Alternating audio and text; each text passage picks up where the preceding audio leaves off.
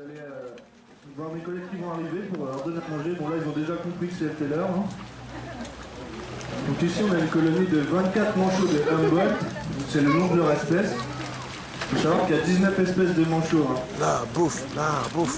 Ils viennent de l'hémisphère sud. Alors il ne faut surtout pas les confondre avec les pingouins qui eux viennent de l'hémisphère nord et comportent 23 espèces. Donc en fait les pingouins ils sont capables de nager et de voler et les manchots ils sont uniquement capables de nager. Bon, par contre ce sont de très très bons nageurs, vous allez voir tout à l'heure mes collègues vont jeter du poisson dans l'eau. Ils se déplacent à plus de 30 km/h. Ils ont aussi une troisième paupière qui leur permet de voir très très bien sous l'eau. En dehors de l'eau c'est un petit peu différent parce que comme vous voyez mes collègues ont des gants. Ils ont un peu tendance à croquer leurs doigts, c'est assez coupant. Il faut faire attention. Donc ici au parc on leur donne à manger à la main. Donc c'est uniquement du poisson puisque c'est une espèce qui est piscivore. Donc en fait le fait de leur donner à manger à la main, ça permet de vérifier si tout le monde mange bien sa quantité de nourriture journalière et de vérifier si tout le monde est en bonne santé.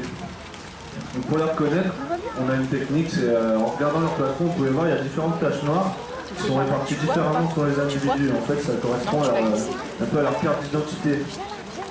Et si on n'y arrive pas avec cette méthode, vous pouvez voir, il y a des bagues tricolores à la base de leur aile. Donc chaque code couleur, ça correspond à un individu. Vous pouvez voir, il y en a qui sont un petit peu déplumés, c'est parce qu'ils sont en train d'effectuer une mue.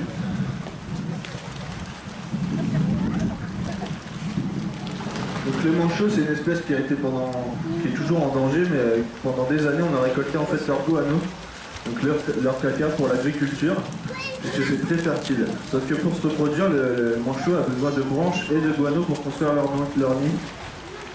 Et donc ça mettait en péril un peu la reproduction de l'espèce.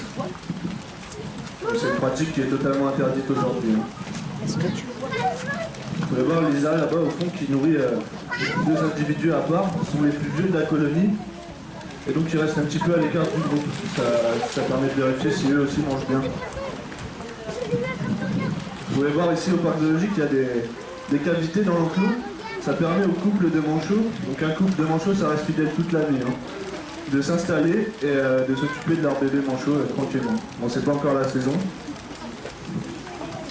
Sinon il y a des douches. Aujourd'hui les douches c'est naturel, mais quand il fait très chaud, on les allume, comme ça elles se rafraîchissent. Puisque c'est une espèce qui n'est pas habituée aux fortes chaleurs, qui est habituée à vivre dans des milieux tempérés.